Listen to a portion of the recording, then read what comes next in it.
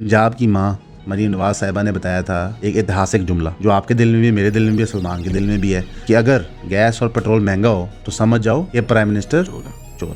UAE ने early 2000 से पहले आपको पेट्रोनाइज किया, आपको वहां बुलाया, आपसे मजदूरियां करवाई, जैसे ही आपसे बेहतर एम्प्लॉइज मिले उन्हें आपको फारग करना शुरू कर दे डोंट वांट यू, वो घटिया समझते हैं। तो आपने अपनी डिपेंडेंसी क्रिएट की एक मुल्क पे जिस पे डिपेंडेंसी क्रिएट करने की जरूरत नहीं थी, उनका कुछ भी नहीं है। ये जो ब्यूरोक्रेट होता है ना, ये एक स्पेशल मखलूक होती है, ये लेबोरेटरी में तैयार किया जाता है।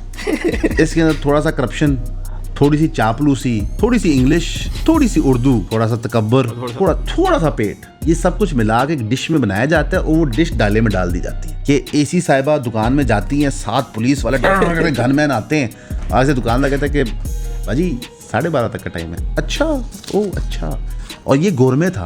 अब आप मुझे बताएं, मुल्क डिफॉल्ट कर रहा है, पैसे हमारे पास नहीं है, वर्दियां बदल दो, गड्डियां दे दो, क्यों? क्योंकि आपने जो उनसे गंदे काम कराने होते हैं उन्हें आपको कवर देना होता है। माज़ा के साथ मैं इस कैमरे से बताना चाहूँगा, ईऑन पॉडकास्ट 10-12 लोग हैं। अगर 10-12 लोगों को पता था कि जंग होनी है, महंगाई आनी है, तो इतनी बड़ी सरकार जो दुनिया की डिप्लोमेटिक किंग है उनको नहीं पता था? उनको पता था। ये जो बुज़दिल रात के अंधेरे में कार्रवाइयाँ डालते हैं। मतलब शहबाज जी साहब ने पहले डांग निकाली, उन्होंने कहा डांग फिरन लगी है, फिर उन्होंने डांग वापस रख दी। अवाम ने कहा कि क्या बात है माई बाप, आपने डांग नहीं फेरा, यार उसको डांग है क्यों, पहले ये तो बताओ ना। अस्सलाम वालेकुम। आज असलुल्लाह तारिक साहब की मौजूदगी का फ़ायदा उठाते हुए हम ईऑन पॉडकास्ट की दूसरी सीरीज़ का आगाज़ करेंगे। पहली जो एपिसोड थी उसमें हमने मीडिया का शिफ्ट, मीडिया से न्यू मीडिया की जानिब होता हुआ जो था वो डिस्कस किया था। आज एक नए टॉपिक को हम डिस्कस करेंगे। सर अस्सलाम वालेकुम। सबसे पहले वालेकुम सलाम, आपका बहुत शुक्रिया मुझे फिर दावत देने का। इस नाचीज़ को अपने दफ्तर में आप नीचे बुला के इतनी इज्जत दे देते हैं, क्या ही बात है। यकीन करें ऐसी इज्जत कभी नहीं मिली। दूसरा सर ना कहा कर यार, हम सेम एज के हैं, तेरी मेहरबानी। ठीक है मरोज भाई, जो आज आपने टॉपिक सेलेक्ट किया है ना, वो टॉपिक बहुत अच्छा है। शहबाज शरीफ साहब के दिल के बहुत करीब है, सारे हुक्मरानों के दिल के बहुत करीब है जब वो अपोजिशन में होते हैं। वो है पेट्रोल की महंगाई। पंजाब की माँ, मेरी आपकी माँ मरीम नवाज साहिबा ने बताया था एक ऐतिहासिक जुमला जो आपके दिल में भी, मेरे दिल में भी, सलमान के दिल में भी है कि अगर गैस और पेट्रोल महंगा हो तो समझ जाओ ये प्राइम मिनिस्टर चोर है। जब बिजली और पेट्रोल की कीमतों में इजाफा हो तो समझ जाओ कि वजीर आजम चोर है। तो मैं ये समझता हूँ कि ये मरीम नवाज साहिबा की दिलेरी है कि अपने चाचू के बारे में ऐसे बात करी है, मैं ना कर सकता। बस मैं एक पुरानी तहजीब वाला लड़का हूँ तो ऐसी बातें मैं नहीं करता, लेकिन क्या है वो सही नहीं है। चोरी के जो पहलू होते हैं मेरे आपके दिमाग में होता है कि बटवे से 1000 रुपया ले गया, ठेके जो पैसे मार लें। चोरी ये होता है गवर्नमेंट के पॉइंट ऑफ व्यू जो मैसिव होती है कि पैसे लिए जाएं एक्स के लिए और असल में जाएं वाई में, और फिर उस एक्स को इतना बढ़ा दिया जाए कि कल को पूरी मईशत उस पर डिपेंडेंट हो जाए। एक थोड़ा सा मैं आपका टाइम लूँगा। हमने बिजली के कारखाने क्यों लगाए बताएं? प्रोडक्शन अपनी इंक्रीज़ करने के लिए, ताकि क्यों प्रोडक्शन इंक्रीज़ करनी है बताएं, वजह क्या थी? इकॉनमी बढ़े, एक्सपोर्ट बढ़े, अच्छा रोज़गार बढ़े। बड़ी अच्छी बात है, कागज़ पे समझ आती है। हमने बिजली के कारखाने बनाए और उन बिजनेस को सुपर प्रॉफिटेबल बना दिया। वो इतने प्रॉफिटेबल हो गए कि उसके जो अगले स्टेप थे कि ये बिजली कहीं लगनी है, कंज्यूम होनी है, हमने कहा इन्होंने रहन दो, फिलहाल अरबों डॉलर यहाँ से कमा लें। ठीक, और हमारी प्रोडक्शन कंजप्शन से ज़्यादा हो गई, डबल होगी। हमने तो प्रेडिक्ट किया ना कि देखें जब प्रोडक्शन इंक्रीज होती है, झटका हिसाब है, सप्लाई ਵਧेगी, कम बढ़ जाएगा, लिहाजा प्रॉफिट ही प्रॉफिट। ऐसे हुआ नहीं, आपने सप्लाई कर दी डबल, फैक्ट्रियाँ लग नहीं सकी। वो क्यों नहीं लग सकी? क्योंकि रिश्वत आप इतनी लेते हैं कि बिजनेस ओनर कहता है मैं क्यों दूँ। आपका जो यहाँ माल बनता है वो ग्लोबल मार्केट्स में कम्पीट नहीं करता। GSP प्लस स्टेटस के लिए हम तरस रहे थे जी, आ गया, क्या हो गया? ट्रेड डेफिसिट ख़त्म हो गया। मसलन जिस GSP प्लस स्टेटस की लिए हमने, उनके साथ तो हमारा ट्रेड वॉल्यूम भी बड़ा कम है, इरेलेवेंट है ना, ये कोई फ़र्क नहीं पड़ता। ग्रे लिस्ट से उतरने के लिए हमने कौन सा तकनीक का नाच नहीं नाचा। कभी हम एक पैर पे खड़े होते, कभी दूसरे पैर पे खड़े होते, कभी कोई कथक करता, कभी कोई कथक करता। हम ग्रे लिस्ट से निकले तो हमें क्या फ़ायदा हुआ? 2022 में निकले थे। क्या फ़ायदा क्या हो गया? आज यूएई ने पैसे वापस मांगनी है।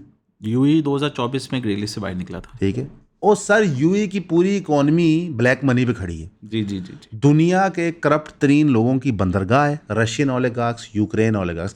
यूक्रेन की जंग जो अमेरिका ने पैसे देके करवाई है, उसका डायरेक्टली लिंक है यूएई की रियल एस्टेट मार्केट से।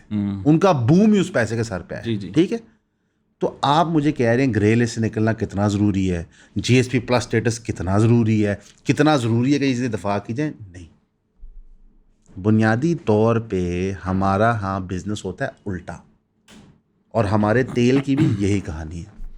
अल्लाह सुब्हानहू व तआला ने पाकिस्तान को हमसाया दिया ईरान, यूएई नहीं, सऊदी अरेबिया नहीं, ईरान। ईरान को अल्लाह ने क्या दिया? तेल और गैस। आपने सिर्फ पाइपलाइन बनानी है तो आपके मुल्क में आज जो तेल की कीमत होगी वो 1960-70s के आपको याद दिला देंगे।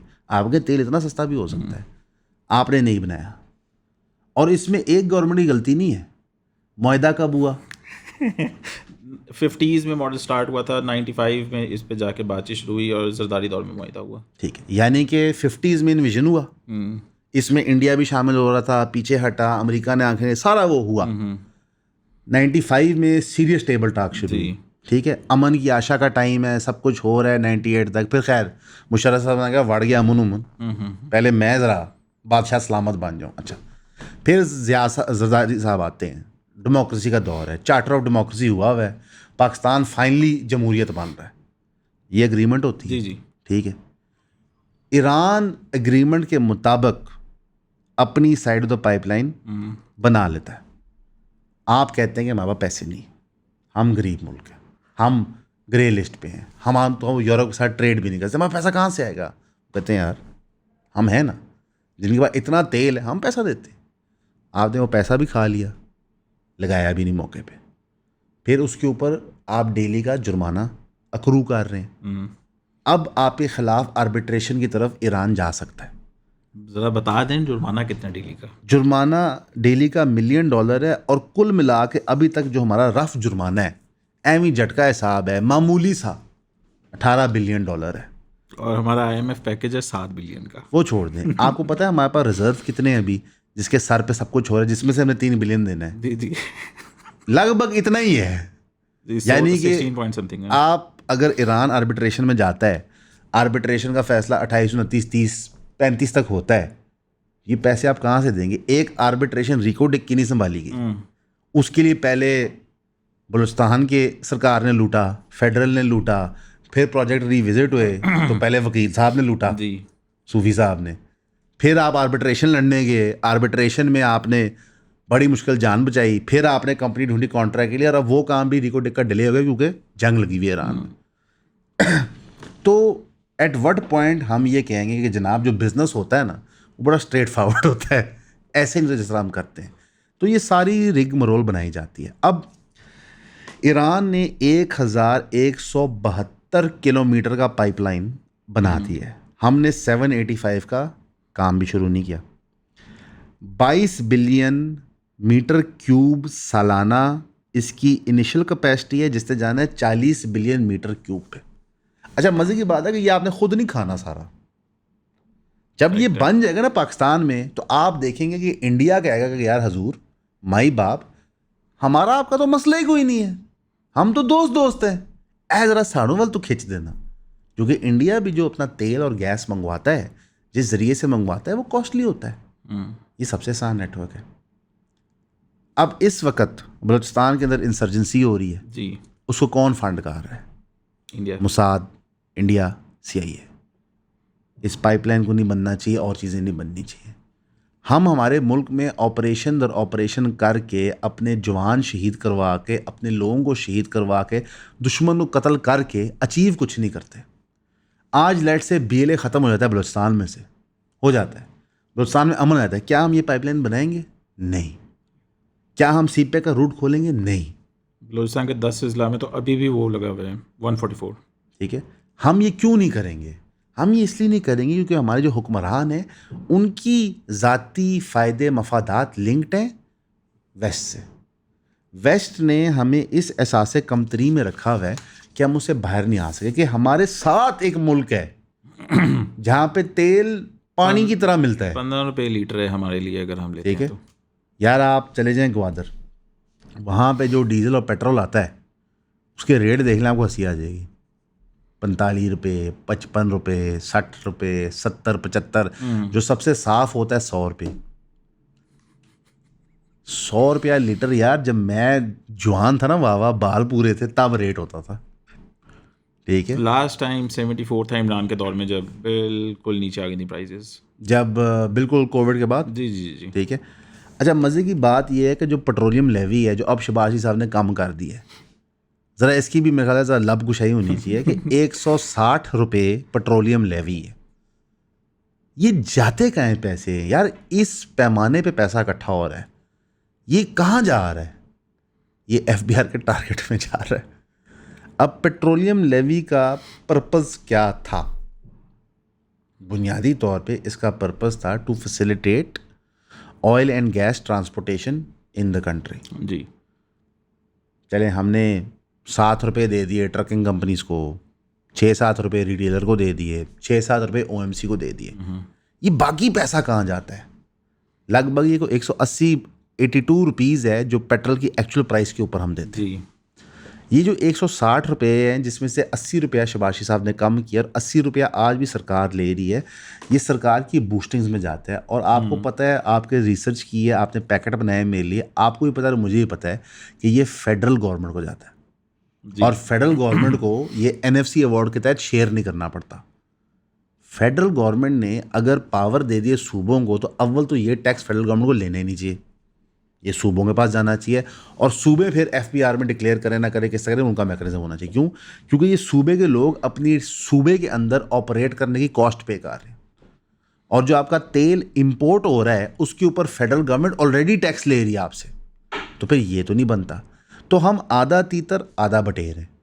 जॉर्ज ऑरवेल के नॉवल 1984 और क्रिश्चियन बेल की साइफाई एक्शन मूवी इक्विलिब्रियम के दरमियान क्या कॉमन है? इमीडिएटली देखते हैं तो लगता है कुछ भी नहीं, लेकिन जब गहराई में जाते हैं तो पता लगता है कि ये दोनों थीमेटिकली एक चीज़ के बारे में, वो है डिस्टोपियन गवर्नमेंट, जिसको बिग ब्रदर भी कहते हैं। जो बिग ब्रदर जो हमेशा देख रहा होता है आपको। बिग ब्रदर का चर्चा तो बहुत है आजकल पाकिस्तान के अंदर, लेकिन इस तरह के कॉम्प्लिकेटेड थीम्स को समझने के लिए हमने द क्लब बनाया, जो कि पहले तो सिर्फ एक बुक क्लब हुआ करता था पिछले 1-1.5 साल के लिए, लेकिन अब हमने उसको एक यूनिवर्सल क्लब बना दिया है, इसके अंदर किताबें, popular films, documentaries, articles, published papers, इन सारों का मजमुआ बना के हम thematically month to month complex ideas को एक ग्रुप सेटिंग के अंदर एक कम्युनिटी के साथ समझने की कोशिश करते हैं। तो अगर आप ज्वाइन करना चाहते हैं, eonpodcast.com पे जाएं और अपनी मेंबरशिप परचेज करें, ताकि हम जुमे के जुमे आपसे मुलाकात कर सकें।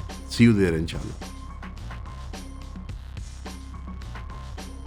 कि हम प्रोविंशियल सिस्टम की तरफ जाते हैं, बट नॉट रियली। एक major component of FBR tax collection हम फेडरल गवर्नमेंट को दे देते हैं। अब जब फेडरल गवर्नमेंट ने इस मीटिंग में कहा कि हजूर हम पास ऑन करना चाहते हैं आपको थोड़ी जिम्मेदारी, उन्होंने कहा जी कादे आस्ते, जब सारा टैक्स आप लेते हैं, पेट्रोल पे सेल्स टैक्स नहीं है, नहीं है, 2022 से नहीं है। अगर सेल्स टैक्स हो तो वो तो सूबों को जाएगा जी। 18वीं तरमीम के मुताबिक, तो वो नहीं लगाना। IMF क्या कहता है? सेल्स टैक्स लगाओ।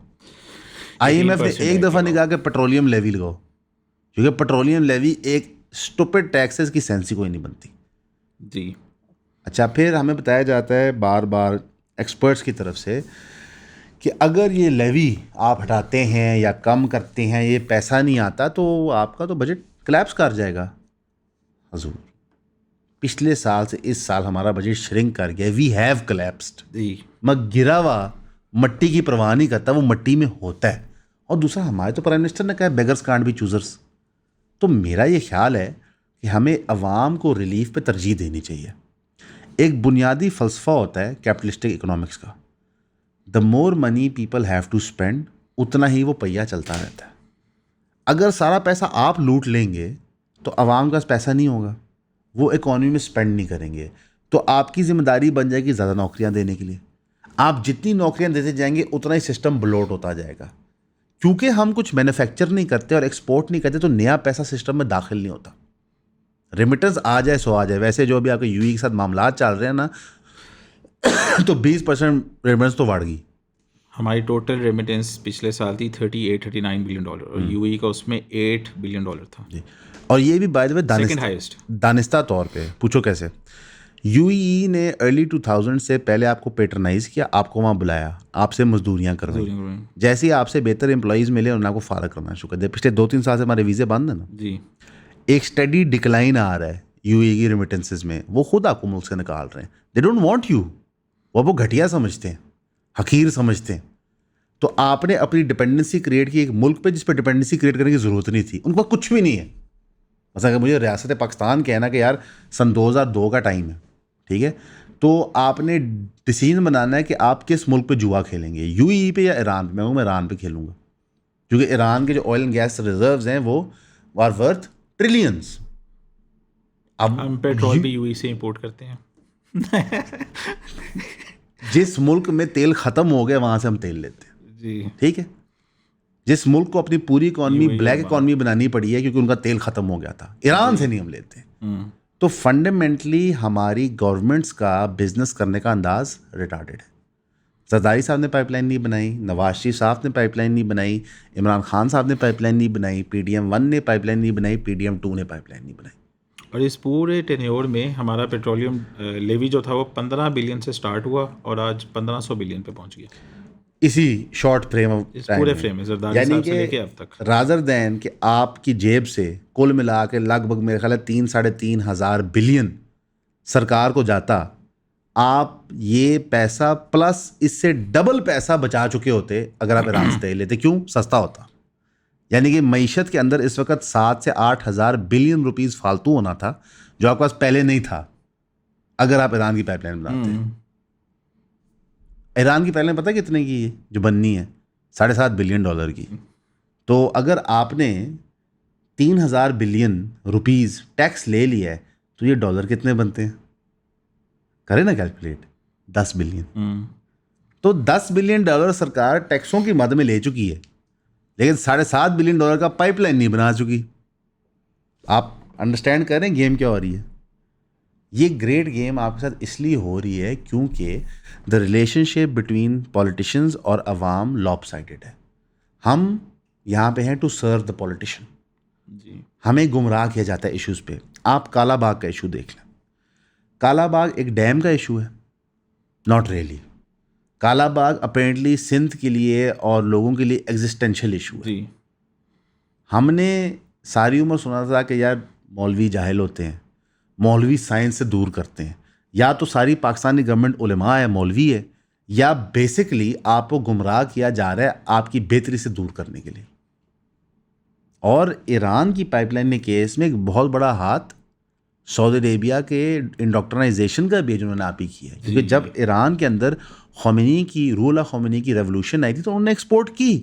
पाकिस्तान को एक चीज़ की आदत है, वो है उधार पे लगाने वाली ये थे भाई। उधार पेट्रोल देंगे, 1.2 डेफिट पेमेंट पे बिलियन डेफिट पेमेंट पे पेट्रोल दिया सऊदी अरब ने। जब यहाँ ईरान से फ़िदाईन आए पाकिस्तान के हम यहाँ भी इनकलाब लाएंगे तो उसको काउंटरैक्ट करने के लिए आपको पैसा चाहिए था, तो आपको सबसे बड़ी वहाबी सपोर्टर सऊदी अरेबिया ने पैसा दिया जी। आपके आज भी अहले हदीस वहाबी मदरसे सऊदी पैसे पे चलते हैं, पूरी जमातें बनाई गई उनको काउंटरैक्ट करने के लिए।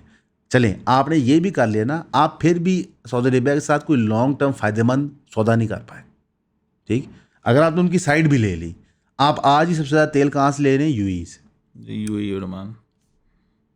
आप इवन के सऊदी अरेबिया से लॉन्ग टर्म इन्वेस्टमेंट्स पाकिस्तान में नहीं करा पाए। $100 बिलियन आने थे, किसी ने कहा। जी आ गए हैं, मेरे पास हैं, इस जेब से मैं निकालता हूँ, फिर मैं इस जेब में डालता हूँ, फिर मैं जैसे निकालता हूँ, फिर मैं कान के पीछे रखता हूँ। ये देखिए, अगर आप कहें कि हमारे सियासतदानों ने क्या क्या झूठ बोले हैं, तो अगर हम ईयर बाय ईयर जाएंगे तो आप पूरी इंसाइक्लोपीडिया लिख लेंगे। और अगर आप कुल मजबूए की बात करेंगे तो मेरा ख्याल है इतनी किताबें बन जाएंगी कि इस तरह के कई कमरे भर जाएंगे। मैं ऐसे झूठ बोल देंगे जिसकी कोई ना सर ना पैर है, सिर्फ आवाम ने बिलीव करना है।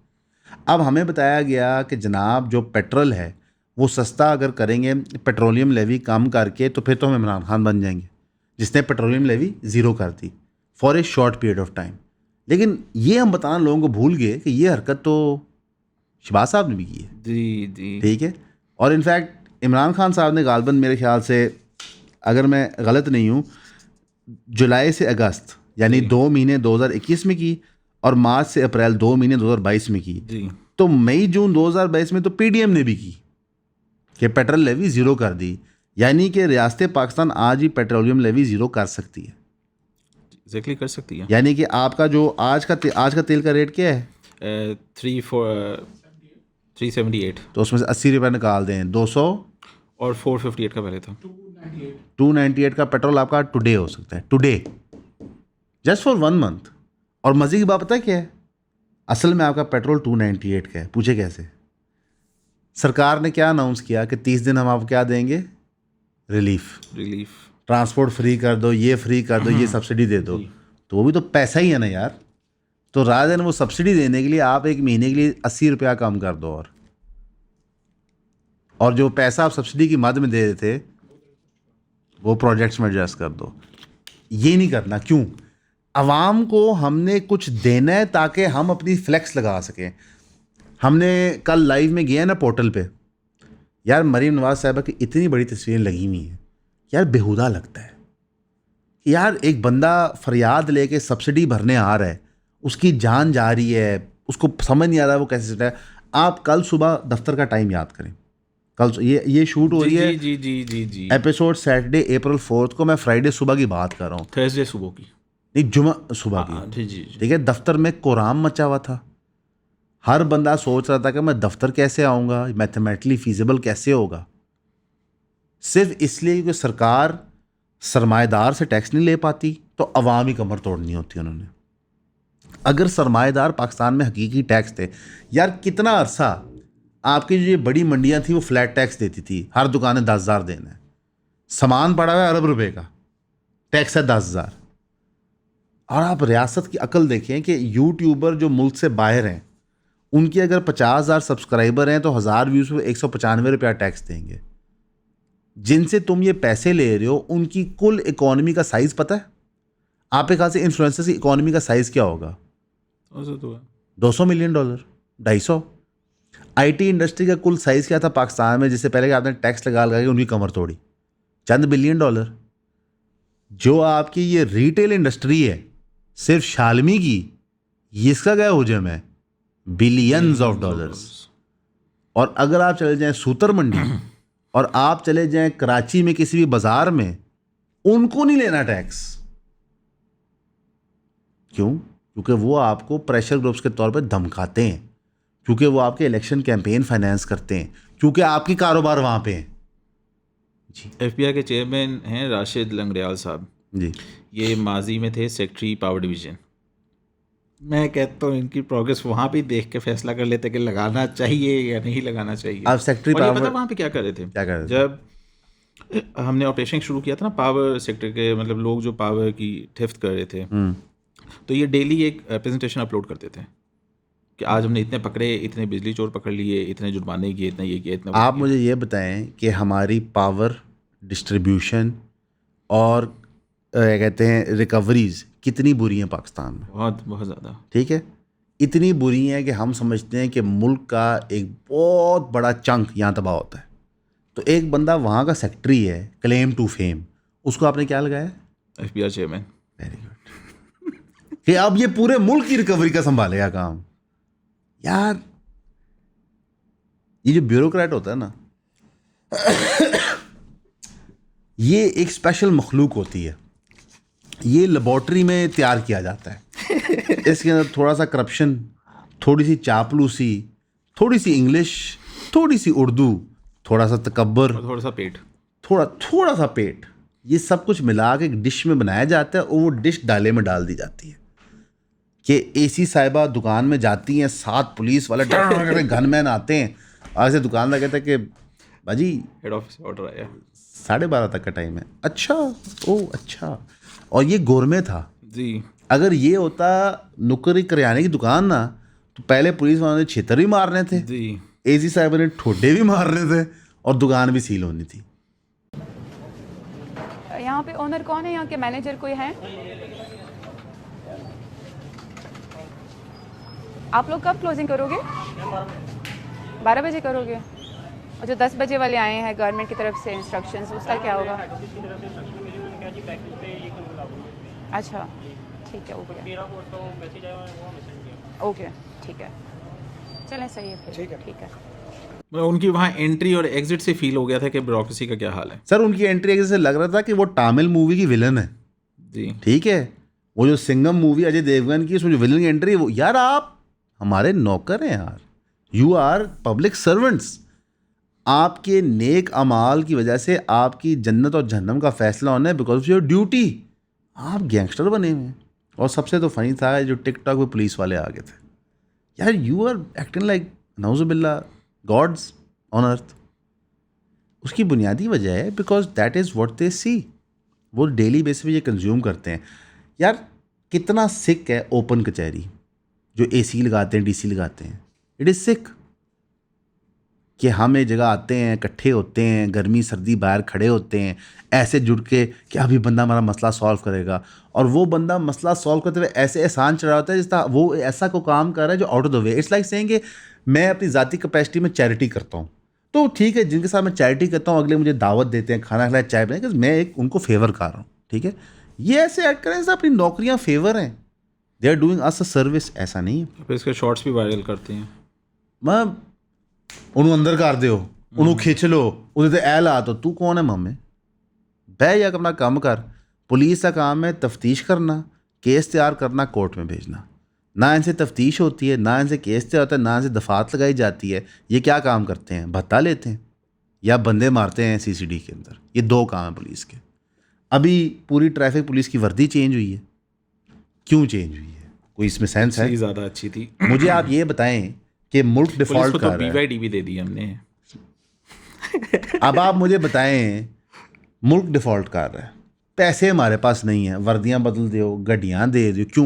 क्योंकि आपने जो उनसे गंदे काम कराने होते हैं उन्होंने आपको कवर देना होता है। जो पॉलिटिशियंस बैठे हुए हैं किसी भी डिस्ट्रिक्ट के अंदर, उसका ACDC उसको कवर देता है सर। जो आपकी सूबे के चीफ मिनिस्टर होते हैं, कहते हैं कि ऑस्टेरिटी मेजर लेना है, वर्दी बदलना भी तो खर्चा है, गाड़ी देना भी तो खर्चा है। वफाक कहता है ऑस्टेरिटी मेजर लेना है। अन्य को भी पता था कि 6 महीने पहले जंग होनी है की, जी सबको पता था, सबको। मतलब कि हम माजर के साथ, मैं इस कैमरे से बताना चाहूँगा, ईऑन पॉडकास्ट 10-12 लोग हैं।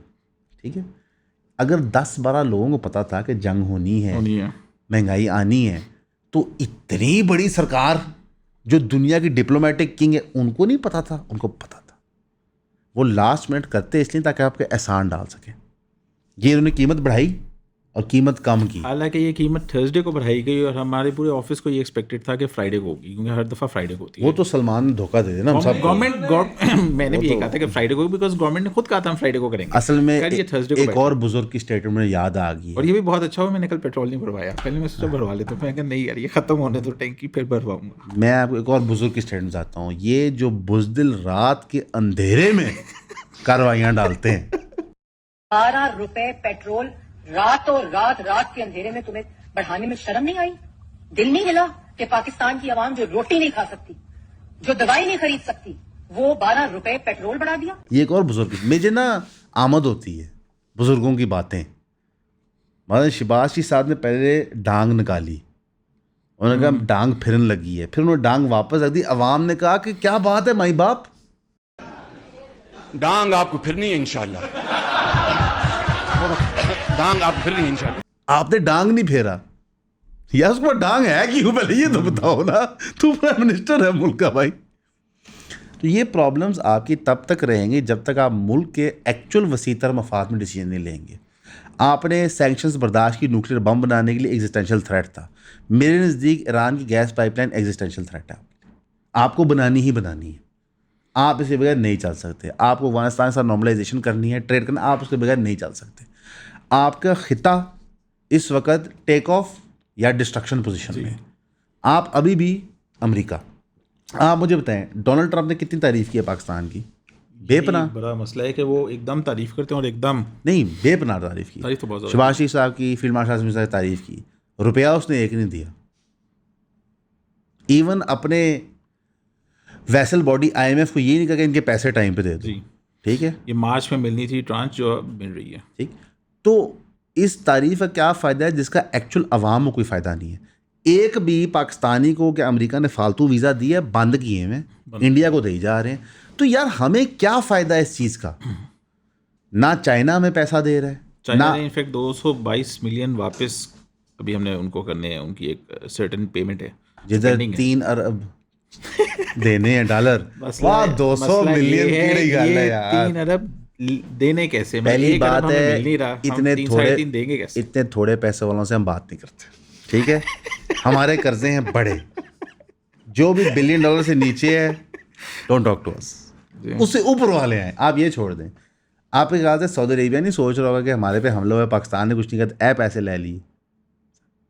सर आप जो बार बार सऊदी अरेबिया जा रहे हैं ना, या वो आ रहे हैं, वो सिर्फ सुलह के लिए नहीं है, ये उनको समझाने के लिए कि ना से तो पैसे देने ना तुसी जंग करनी, ਤੁਹਾਡੀ मेहरबानी।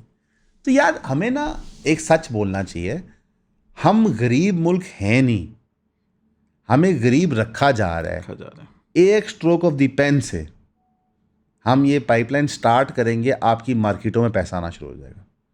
देखें, जब चाइना को पता चलेगा कि आप पाइपलाइन बना रहे हैं ईरान के साथ, और यहाँ पे गैस तेल थोक के हिसाब से मिलेगा, लेबर भी सस्ती है, सीपैक का काम भी शुरू हो जाएगा। ज़ाहिर जहाँ गैस पाइपलाइन बन रही है वहाँ रोड नेटवर्क भी बन जाएगा। इनफैक्ट अगर आप ईरान के साथ ट्रेड करें तो आपकी इकॉनमी बहुत बेहतर हो सकती है। बिकॉज अगर किसी भी घर का हम एग्जांपल लें तो घर का बजट अगर हम ग्रोसरी का लें तो 50,000 होगा। अगर हम ईरान नहीं, आप तो रईस हैं, अगर आपका ग्रोसरी 50,000 है भाई, हम तो 5, 10, 15,000 वाले लोग हैं मैं भाई। सब इंक्लूड कर रहा हूँ। सब कौन? मतलब सारी आप, मियां मंशा, ये सारे जो दोस्त शाम को बैठते हैं। नहीं, मैं एज एन मैं और सलमान तो गरीब है यार, हम नहीं ये बात कर सकते। ये जरा आईफोन में जेब में रख लूँ।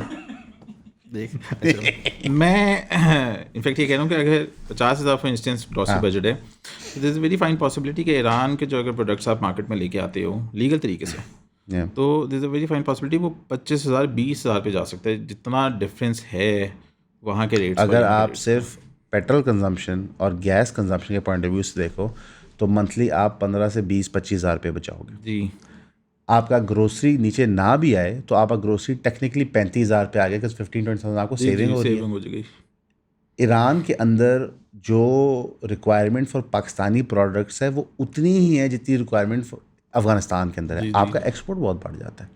फिर आपके ओपन बॉर्डर पॉलिसी से कैपिटल फ्लो करता है, ठीक है। अब ईरान के अंदर आपके पास नहीं है जगह पैसे लगाने की, आप पाकिस्तान में लगा लें। अब ये जो इस्लामाबाद शहर है ये किस पैसे बने? अफगान मनी पर बने, चाहे वो अफगान मुजाहिदीन के टाइम का हो चाहे वॉर टेरर के टाइम का हो। ये जो इस्लामाबाद और गिरदोनवाद देखते हैं, यही जो पठानों का वापस भेजना चाहते हैं अफगानियों को, ये इनके पैसे पे बना हुआ है, इनके खून की सेक्रीफाइसेस के ऊपर बना हुआ है। इसलिए ये जो हमारी झड़पें हैं ना अफगानिस्तान के साथ, दे कैन नेवर लास्ट। ये कंक्लूड होनी है, यू आर नेबर्स। आप ये छोड़ दें, इंडिया पाकिस्तान कितना ट्रेड करता है सालाना? अभी हम कहते हैं कि हमारी डिप्लोमेसी बहुत अच्छी चल रही है, मगर हमारा ट्रेड डिफिसिट उतना ही बढ़ है। हमारी इंपोर्ट बढ़ रही है, हमारी एक्सपोर्ट डिक्लाइन हो रही है। अगर आपने 3 बिलियन वापस किया तो फिर डेफिसिट कहाँ जाएगा? बहुत ज़्यादा जी। तो ये जो 80 रुपया कम हुआ है किसी वजह से हुआ है। इधर से उन्होंने 80 रुपया कम करके कहा कि देखिए हम कितने नेक हैं, जब आप अप्रैल के एंड में पैसे वापस देंगे तो फिर जो आपकी आत्मा रोलेगी फिर क्या होगा? एक और चीज़ है कि पाकिस्तान में ना जब से पेट्रोलियम लेवी आए हैं 17 दफ़ा ये इंट्रोड्यूस हो चुके हैं। मतलब हर साल इंट्रोड्यूस होता है, हर साल इसका रिन्यू होता है। जी जी, अच्छा, टारगेट बनता है 1,000 अरब हमने इकट्ठा करना है। सिर्फ 6 दफ़ा हम अपना टारगेट अचीव कर पाए हैं। इस साल भी हम यही एक्सपेक्ट कर रहे हैं। क्या बात है FBR की, क्या बात है। मैं ये FBR वो डिपार्टमेंट है जो बंदा कहता है सी क्या ही बात है। अच्छा, ये इतना ख़तरनाक डिपार्टमेंट है, अगर इसका आपको नोटिस आ जाए ना, you are in for a long ride. आपको रिश्ते दे के जान छुड़ानी पड़ती है। With the stroke of the pen एक IO आपके ऊपर एक चीज़ बनाता है, उसके ऊपर आपकी इंक्वायरियाँ होती हैं। वो जितनी मर्जी स्टूपिड नॉनसेंसिकल हो, कोई फ़र्क नहीं पड़ता। किसी बंदे ने पाकिस्तान में अगर कारोबार नहीं किया हुआ ना, उसको कोई हक नहीं मिलता कि वो किसी कारोबार को नोटिस भेजे। ये सिविल सर्वेंट हमें बताएंगे बिजनेस कैसे होता है। ये पॉडकास्ट हम चलाते हैं, इनके अकल देखें। 195 रुपया टैक्स है किस चीज़ का? हम किराया देते हैं, कैमरे ख़रीदते हैं, टेबल ख़रीदते हैं, एम्प्लॉयज़ रखते हैं, AC, बिजली, पानी, हर चीज़ पे टैक्स देते हैं। हर चीज़ पे टैक्स दे रहे हैं, तो तुम इतना इनकम टैक्स कैसे ले सकते हो as with holding?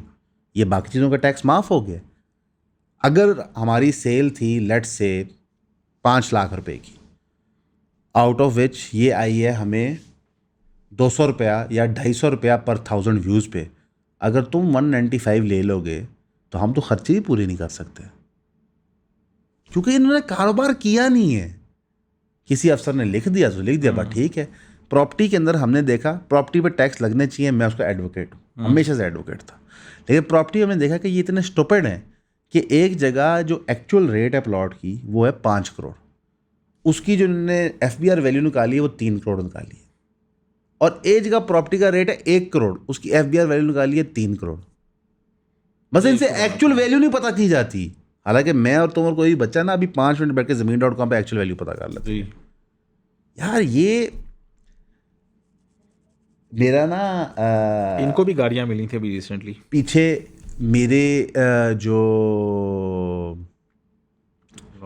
ID card था ना, मेरे जो मोबाइल की सिम थी मेरे नाम होनी थी, ठीक है, क्योंकि इनकम टैक्स में लगा आपके नाम होनी चाहिए। मेरे अब्बू के नाम थी, पुराने उन्होंने नंबर लिए हमारे बचपन के, तो वही कैरी फॉरवर्ड हो रहे थे। तो मैं मोबाइलिंग के दफ्तर गया, आप यकीन करें सरकारी अफसर जितना घटिया है वो। आपकी अब प्राइवेट कंपनियां सरकार को फॉलो कर रही हैं, उन्होंने इन कमीनों को सर्विस ही नहीं देनी। हमारा पूरा का पूरा बिजनेस कल्चर तबाह हुआ है। पाकिस्तान के बिजनेस कल्चर की डिस्ट्रक्शन में जो हमारे सियासतदानों का हाथ है आप इमेजिन नहीं कर सकते। FBR का भी, मगर FBR इतना जलील करता है प्राइवेट बिजनेस को। वो कहते हैं अच्छा पैसे सबसे पहले कहाँ से बचाओ, सर्विसेज से। आप किसी बैंक चले जाएं, अगर आपका बड़ा अकाउंट नहीं है वो आपको कुत्ता नहीं समझते। दे यार अल्लाह माफ़ करे, दफ्तर में लड़कों के ऐसे ऐसे सवाल होते हैं बैंक के बारे में। मैं कहता हूँ यार ये क्या सवाल है। मसलन एक लड़के को दफ़ा मैंने चेक दिया 1 लाख रुपए का कि जाके कैश करवा लो, उसको 2 घंटे लगे। मेरा अकाउंट था, मैं कहा 2 घंटे, मैं सारी उम्र चेक कैश कराया 5 मिनट नहीं लगते। मैं सीधा बैंक मैनेजर को चेक पकड़ाता हूँ, मैं कहता कैश लेके आओ, कैश ले कहता मेरा बड़ा अकाउंट है, प्रॉपर्टी की टाइम की बात कर रहा हूँ, ट्रांजैक्शन वैल्यू ज़्यादा थी। उसको भेजना का लाइन में लगो, टोकन लो, ये करो वो करो। वो नोट पुराने लेके आए, मैं कहा नए नोट लेके आओ। सर वो दे नहीं रहते। क्या मतलब दे नहीं रहते? बैंकिंग ओम्बड्समैन का कानून है कि अगर क्लाइंट नए नोट डिमांड करे तो आपने देने होते हैं। फिर किसी की शादी थी, मुझे याद नहीं किसकी थी, तो उसने कहा सर भाई 10 रुपये की कॉपियाँ चाहिए। मैं कहा अच्छा तो ये कौन सी, जितनी चाहिए दे दूँगा। उसने जी 100 कॉपियाँ दे दें। मैं कहा ठीक है। मैं सुबह बैंक गया, मैं कहा 100 कॉपियाँ 10 रुपये की नोट चाहिए। तो बैंक मैनेजर को पसीने आना शुरू हो गए। उसने कहा सर भाई हम आपकी बहुत खिदमत करते हैं, इसके अलावा कोई चीज़ मांग ले। अच्छा करो यू बगैर 2 कापियाँ, उन्हें कापियाँ निकाल के दे दी।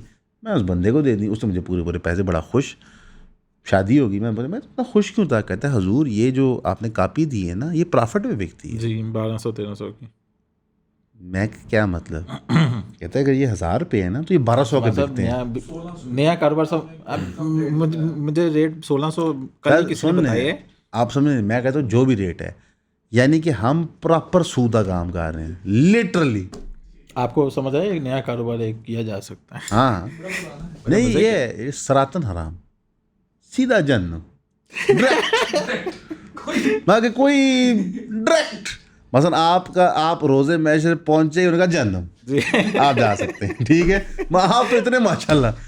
तो मैं हैरान था इस बात पे। और बैंक मैनेजर की फटी भी इसलिए थी कि उसको पता था कि इसको ना तो मैं कर नहीं सकता था, बैंक मैनेजर का मार्जिन मार रहा था वो। मैंने बाद में जाके मैनेजर का मैं कहा तू पहले कहता तू ये हराम कारोबार करता है तो मैं अकाउंट ही बंद करवा देता यहाँ से, ठीक है। और आप यकीन जाने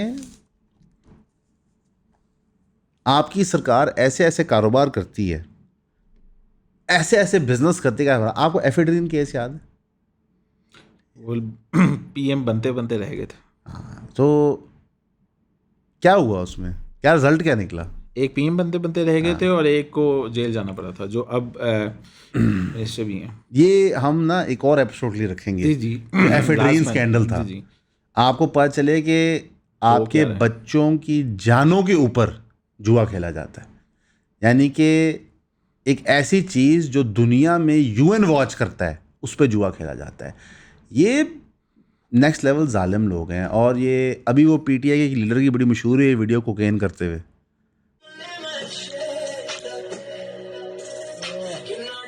वो जो PTI का लाहौर का MNA MPI कैंडिडेट था जो कोकेन की लाइनें खींच रहा है, चौंकड़ी लगा के। अच्छा आप क्यों सरप्राइज्ड हैं? अगर वो ना करे कोकेन मैं तब सरप्राइज्ड हूँ। अगर हमारे सियासतदान मंशियात ना करें, शराब ना पिएं, ज़िना ना करें, मैं परेशान हूँ। क्योंकि वो इतना जुल्म करते हैं, उनको कुछ करना होता है अपने आप को नम करने के लिए। जब इंसान बहुत जुल्म करता है ना लोगों पे, उसको पता है मैं जुल्म करता हूँ, कत्ले आम हो रहा होता है, तबाही हो रही होती है, तो वो कोई ना कोई चीज़ लेता है। नींद की गोली ले लेगा, कोई शराब पी लेगा, चुस्की लगा लेगा, कोई लाइनें लूने कर ली, कोई पार्टी पुर्टी कर ली, उसके बगैर वो जी नहीं सकता, क्योंकि इंसान के अंदर हराम और बेरा रवी की प्रॉब्लम नज़र आती है। अगर वो 5 वक्त हाजी सनाउल्लाह बनाओ और वो ये काम नहीं होता, इसलिए आप देखते हैं कि जो उलेमा सू होते हैं उनके साथ कोई ना कोई ऐसी प्रॉब्लम अटैच्ड होती है, आपको नज़र आ जाती है। या वो बहुत शराब पीते हैं, या वो झूठ बोलते हैं, या वो बच्चेबाजी या लड़कियों के साथ ताल्लुकात कायम करते हैं, कुछ ना कुछ मामला चल रहे होते हैं, ठीक है। फिर कुछ आपको एक्सेप्शन भी मिल जाते हैं जो उसको जस्टिफाई कर लेते हैं, उनका नाम नहीं हम लेंगे। उनको रिसेंटली एक मस्जिद में से धक्के मार कर निकाल के गया था, एक दरसगाह में से, और कहा गया था कि मैं गोली मार दूंगा तुम यहाँ पे नज़र आए मुझे। वो हर टीवी चैनल उनको बुलाता है, क्योंकि टीवी चैनल इनहेरेंटली बगैरत है, बेरारवी फैलाते हैं। तो जो ये पेट्रोलियम लेवी है, जो आपका ये पेट्रोल का क्राइसिस है, ये फेक है, टोटल फेक है। आपका पूरे का पूरा पेट्रोल का निज़ाम सिर्फ अमेरिका की खुशनुदी के लिए खड़ा हुआ है। जो आपका जुल्म और बर्बरियत यहाँ पे किया जा रहा है, जो आपका कत्ले आम किया जा रहा है, वो सिर्फ अमेरिका की खुशनुदी के लिए। आपका पूरा पेट्रोल और गैस का क्राइसिस एक मुल्क सॉल्व करता है ऐसे करके, वो है ईरान। तो अल्लाह करे इन लोगों के दिल में रहम बने। बाकी अगर आपको मजीद सवाल पूछना चाह रहे हैं तो ना पूछिएगा, इंशाल्लाह। बहुत भूख लग रही है, यकीन करिए। अगली एपिसोड और उम्मीद है आपने अंदर डिस्कस किया, उन्हीं को हम खाने का भी बंदोबस्त किया, मेरे बुलाया आपने। अच्छा, बड़ा ही अच्छा बंदोबस्त था। अच्छा, क्या है खाने में आज? हलीम चावल है। हलीम चावल, और सब भाई चावल नहीं खाते।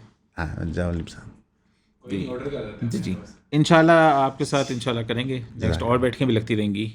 फिल वक्त की गुफ्तगू का शुक्रिया, और नेक्स्ट टॉपिक्स पे इंशाल्लाह अगले एपिसोड में बात होगी। इंशाल्लाह।